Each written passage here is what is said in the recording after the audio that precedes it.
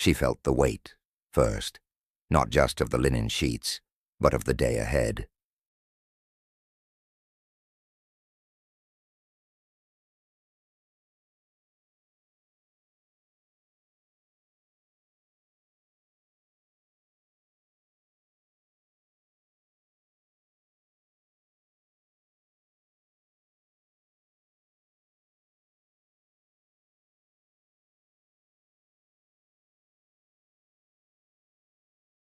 It looked less like a piece of exercise equipment and more like a modern art sculpture titled Abandoned Hope.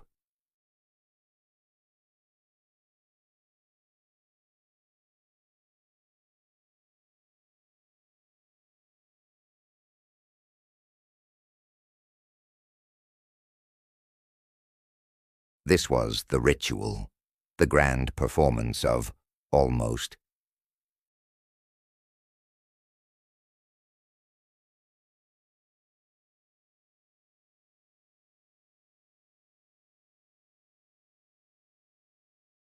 It was a museum of her best intentions, a shrine to a person she kept trying to be, but could never quite become.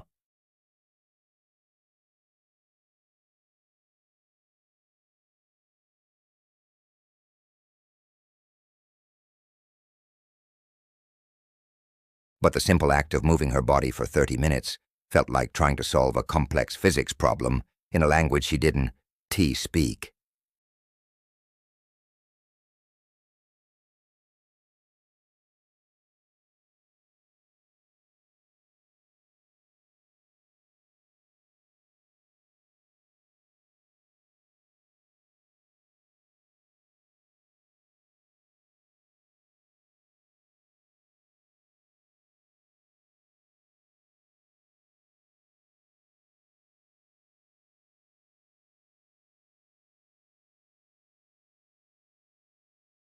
And she was just Alex.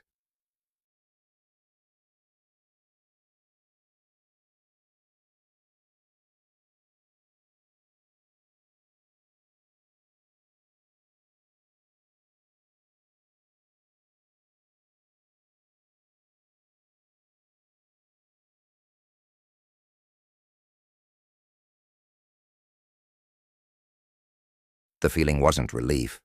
It was a deeper, quieter shame. It was the taste of metal in her mouth.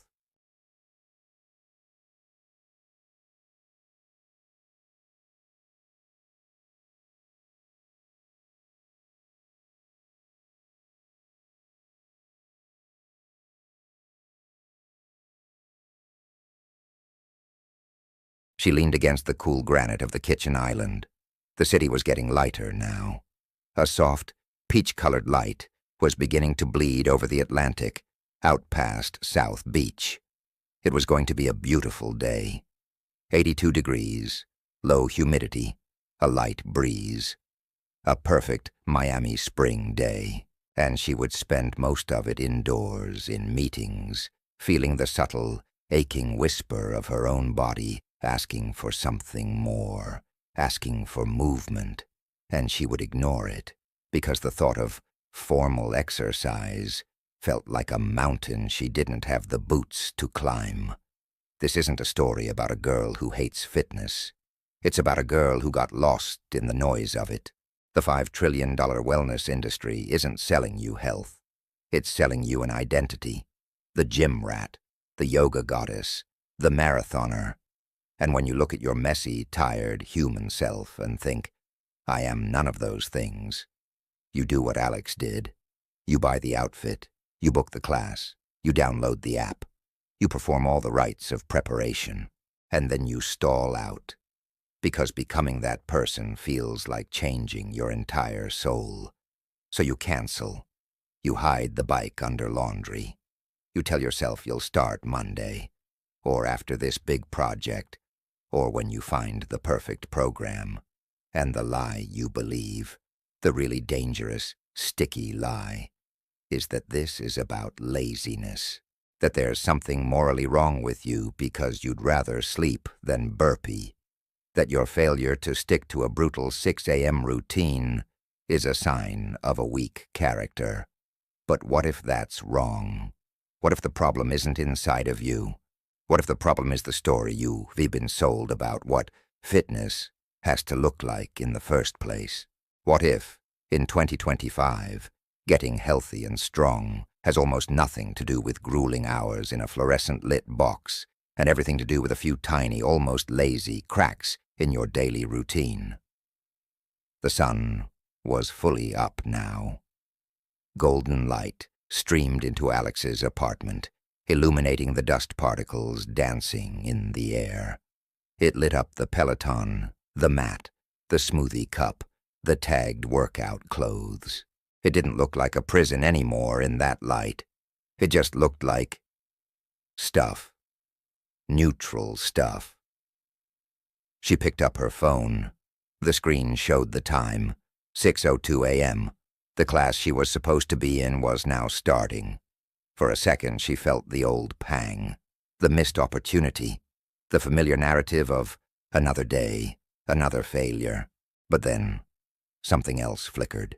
A tiny, quiet question, cutting through the fog of shame and spent money. What if I just put on the shoes? Not the class, not the bike, not the 45-minute workout video. Just the shoes. The simple, clean, white trainers by the door. What would happen if I just put them on? She had no plan, no goal, no workout in mind. It was the smallest, most ridiculous thought. It felt almost too simple to mean anything. But it was a different thought, and after years of the same punishing internal dialogue, a different thought, no matter how small, can feel like a revolution. She walked to her front door. She looked down at the shoes. She took a breath and bent down to pick one up. The story wasn't over. It was just starting in a way she never saw coming. So Alex stood there, holding one shoe. The morning light was getting warmer now, painting a long, bright stripe across her floor. The air conditioner kicked on with a low hum. She could feel the cool air on her ankles. It seemed so stupid. Just put on the shoe. That's it. That was the whole plan. But her brain, the one that had run this show for 29 years, immediately started yelling, "This is pointless. What are you going to do, stand there in one shoe like a weirdo? You're already behind. You canceled the class. The day is shot. Just go make coffee. At least that's productive." That voice. Let's talk about that voice for a second. It doesn't sound evil. It sounds reasonable. It sounds like a smart, efficient manager. It's the voice that looks at a 2-minute action and says, "Where's the ROI? What's the 10-year plan for this shoelace?" It's the voice that has gotten her promotions, that pays her bills on time. But when it comes to her own body, that voice becomes a tyrant. And its favorite weapon is a single, devastating word. Should. You should be at that class. You should be able to run 3 miles. You should look like you work out. Alex had believed, for as long as she could remember, that fitness was an identity you earned through suffering. You didn't just do some exercise. You became a gym person, a runner, a SoulCycle devotee.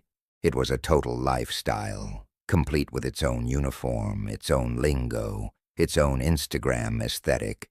And because her life, her real life of spreadsheets, client dinners, group chats, and trying to remember to water her fiddle leaf fig, didn't look like that perfect Instagram grid, she felt like an imposter before she even started.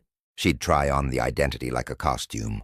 She'd buy the full outfit for whatever the latest trend was. In January, it was hot yoga. She got the mat, the towel, the special water bottle. She went 3 times, hated the feeling of sweat dripping in her ears, and quit.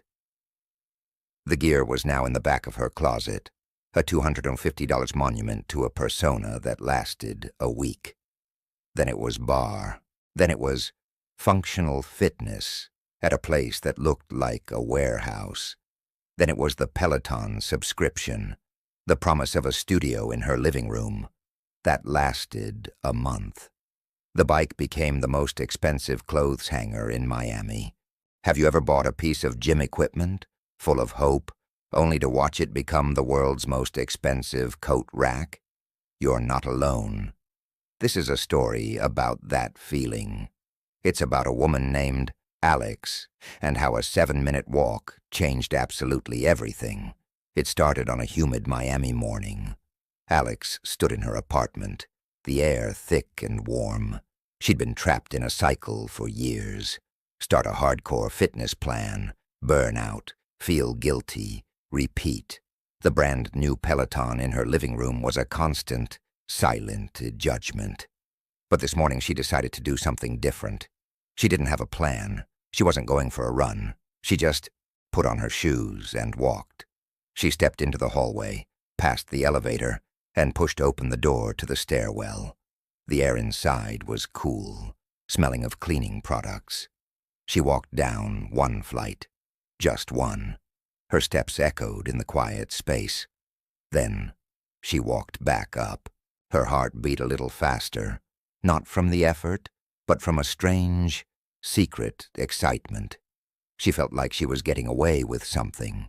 Instead of going back inside her apartment, she walked to the big window at the end of the hall. She saw a small, forgotten courtyard and a stray cat picking its way along a wall. She just stood there, watching, breathing. Then she walked back to her door and went inside. The entire trip took 7 minutes. 7 minutes.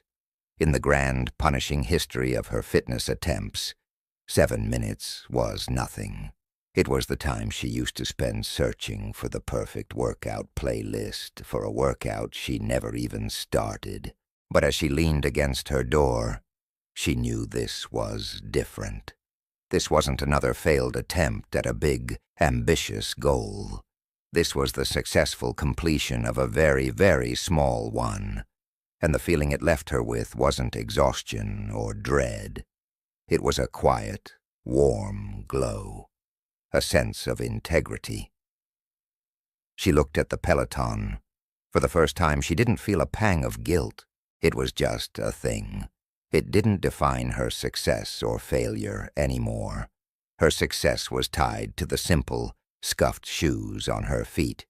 This is the microscopic victory that changes everything. It's not about the calories you burn. It's about the story you tell yourself. For years, Alex's story was, I'm the kind of person who starts things and quits. But today, for 7 minutes, the story became, I'm the kind of person who puts on her shoes and walks down the hall. One story is a prison. The other is a key. She took off the shoes and made her coffee. She opened her laptop to start her workday. But something was different. The usual tightness in her shoulders felt softer. The mountain of tasks on her screen looked more like manageable hills.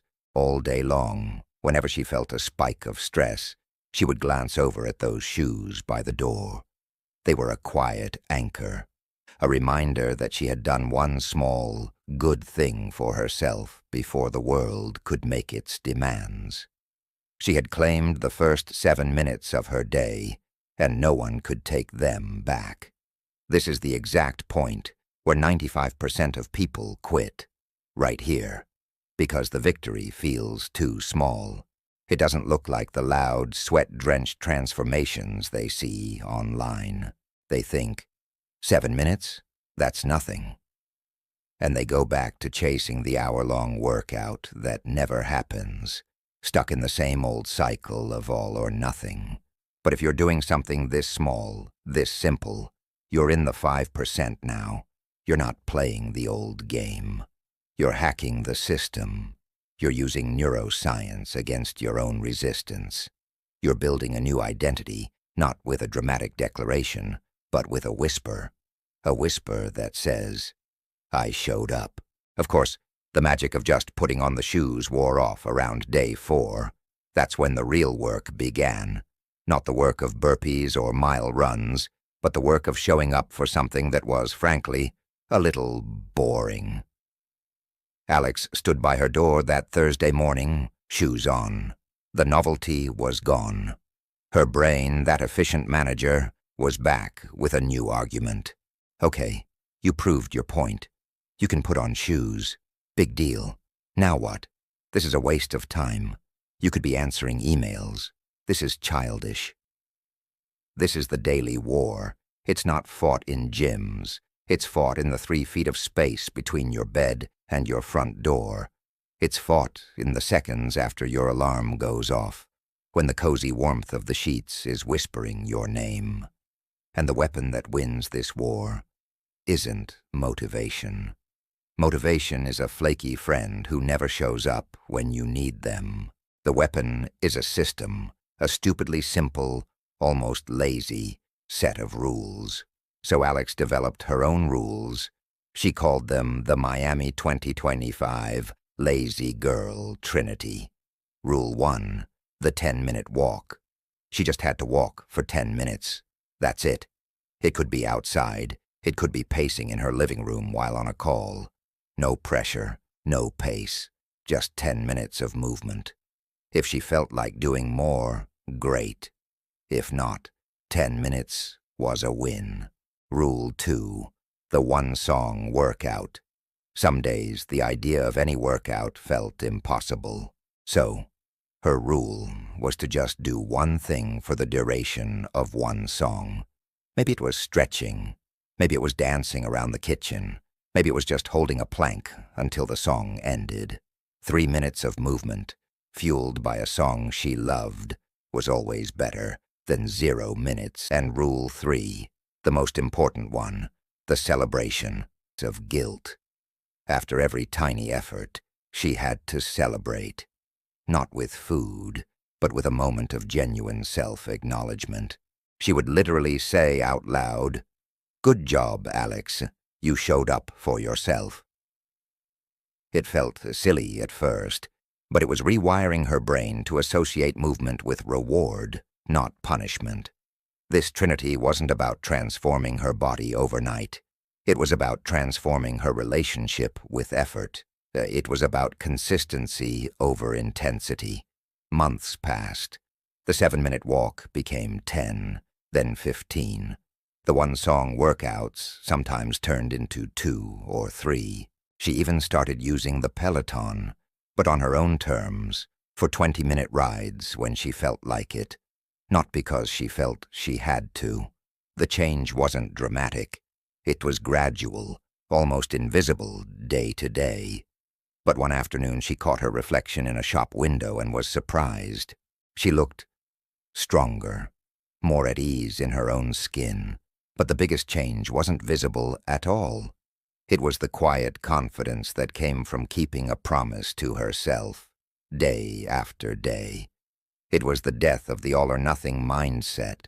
So if you're stuck, if your running shoes are gathering dust, maybe it's time to stop trying to climb the whole mountain at once. Maybe it's time to just take one step. Put on your shoes, walk to the end of the hall, play one song, and just move.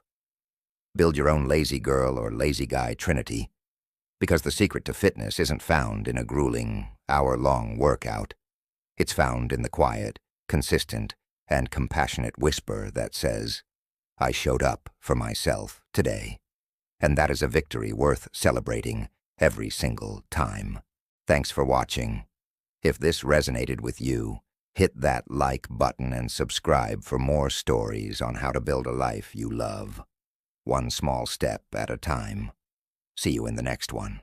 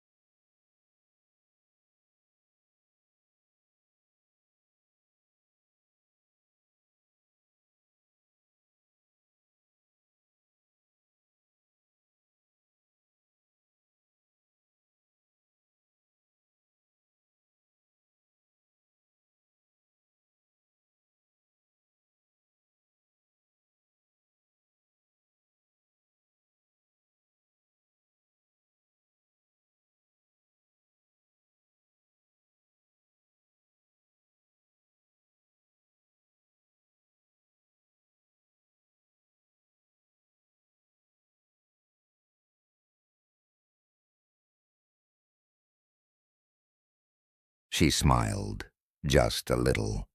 It was 6:17 a.m. She was officially late for the life she thought she was supposed to be living. But for the first time in a long time, she was exactly on time for the one she was actually in. And she was wearing the right shoes for it. The morning after the shoe incident, Alex slept through her first 3 alarms. When she finally opened her eyes at 6:15, the first thing she saw was the pair of white trainers, sitting neatly side by side, right next to her bed. She'd placed them there the night before, a strange little promise to herself. For a moment, lying in the warm cocoon of her sheets, the whole thing felt silly. What was the point? A pair of shoes on the floor wasn't going to change her life. The familiar heavy feeling started to creep back in.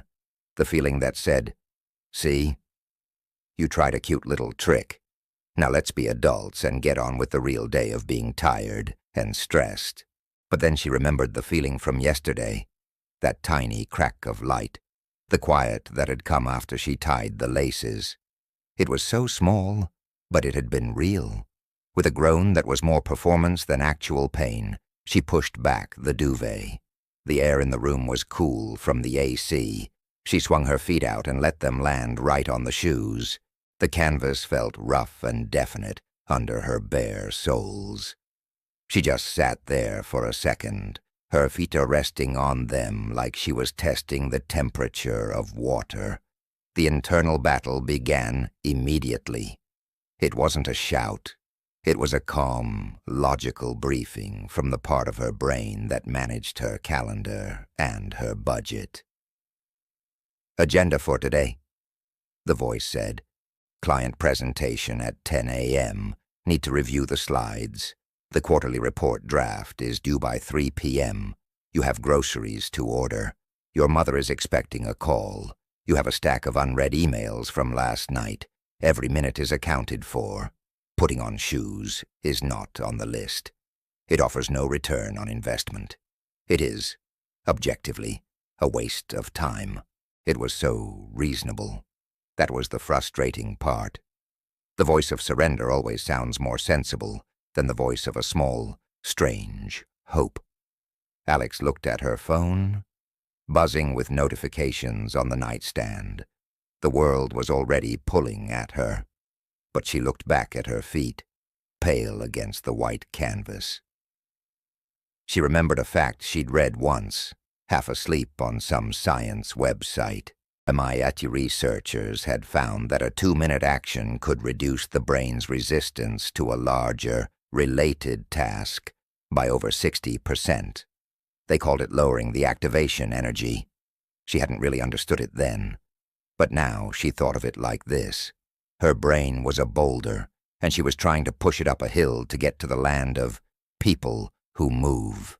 Every time she thought of a 45-minute workout, the hill became a mountain. But just putting on shoes. That was like finding a tiny, almost flat little path around the side of the hill. It wasn't the main event. It was just a way to get the boulder rolling with barely a nudge. 60% less resistance, she whispered to herself.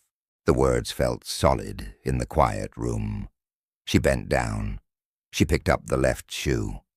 The weight of it was familiar. She slipped her foot in. The feeling was snug, secure. She pulled the lace, hearing the soft shushing sound of it tightening. She tied a double knot. Then she did the same with the right foot. She stood up. The floor felt different, firmer. She was taller in them, just by half an inch. She took a few steps around her bedroom. Squeak, squeak on the polished floor. She walked to the window and looked down at the city. People were already moving down there, tiny ants with purpose. She, however, had no purpose. She was just a woman in her pajamas and running shoes, standing in her living room. The logical voice was now exasperated. "Fine, you win. You're wearing shoes. Bravo. Can we have coffee now? Can we be productive now?" Alex stood by her front door. Her hand rested on the cool metal of the doorknob. The original tiny mission was complete.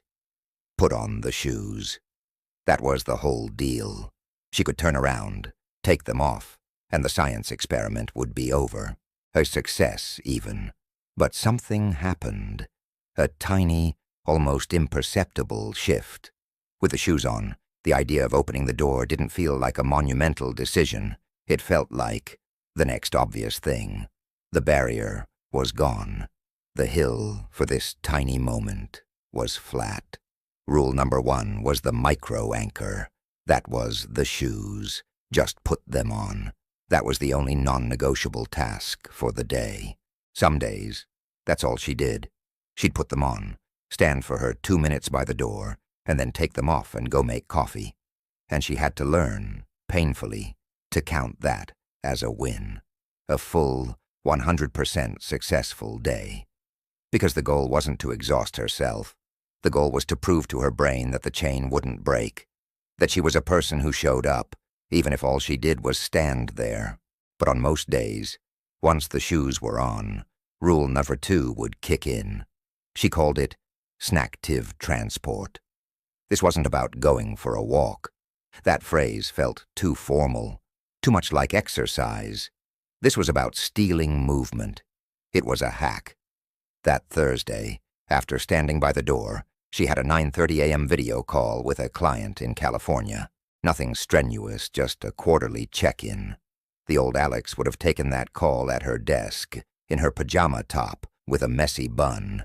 The new Alex, with her shoes already on, had a wild thought. What if I take this call while walking to get coffee? It felt vaguely rebellious and efficient. She was multitasking. She grabbed her headphones, muted her microphone, and slipped out her front door. The Miami morning hit her. Warm air smelling of blooming jasmine and distant ocean salt. She walked the 2 blocks to her favorite cafe, ordered an iced oat milk latte, and spent the entire 25-minute call listening, chiming in occasionally, while strolling slowly back towards her building. She wasn't exercising. She was commuting to her kitchen, but her watch buzzed quietly at the end. It had logged 18 minutes of exercise. She'd tricked herself into moving, and it had felt like 0 effort. A 2025 Johns Hopkins Public Health Report actually has a name for this. They call it habit stacking. You attach a tiny new behavior, walking, to a solid existing habit, your morning call. The report found that people who used methods like snacktive transport accumulated 90 more active minutes per week than dedicated gym goers with 80% less perceived effort. They weren't working out. They were just living slightly differently. The real test came in the evenings. This was when the fatigue of the day was a heavy blanket over her shoulders. The thought of working out was laughable. This is where rule number 3 lived. The 10-minute PM reset. At 8:45 p.m., Alex was curled on her sofa, watching a baking competition show. Her body felt stiff from a day at her desk. The old voice whispered, "You should do a proper yoga flow. You have that app. Do the 30-minute evening unwind." Instead, and immediately, her whole being recoiled. 30 minutes? After this day? No way. Said, she paused her show. She didn't change clothes. She just slid onto the floor right there on her living room rug. She set a timer on her phone for 10 minutes. Not a second more. For 10 minutes, she just moved. Not according to any video. She stretched her arms over her head and heard her spine give a satisfying little pop. She rolled her neck slowly. She pulled one knee to her chest, then the other, feeling the tightness in her hips from all that sitting. She found a foam roller under the couch and spent 2 minutes just rolling out her feet. It wasn't pretty. It wasn't for fitness. It was just because it felt good, right in that moment. The goal was to feel 1% better before bed, not to get a workout in. Some nights, she'd video call her friend Maya in Denver during this time. They'd call it body doubling. They wouldn't even talk much. They'd just prop up their phones, both on their living room floors, and do their own separate 10-minute resets in silence, just with the other's presence as a quiet accountability partner. Doing it alone was willpower. Doing it with someone, even virtually, was just a shared, quiet moment. Of course, there were setbacks. A week into this new system, Alex had a brutal day. A project deadline got moved up, 2 back-to-back client meltdowns, and her internet crashed for an hour. By 7 p.m., she was mentally fried. She ordered takeout, ate it straight from the container, and fell asleep on the couch at 8:30 p.m. She woke up at 2 a.m., disoriented, still in her work clothes. The next morning, the shame monster was waiting for her.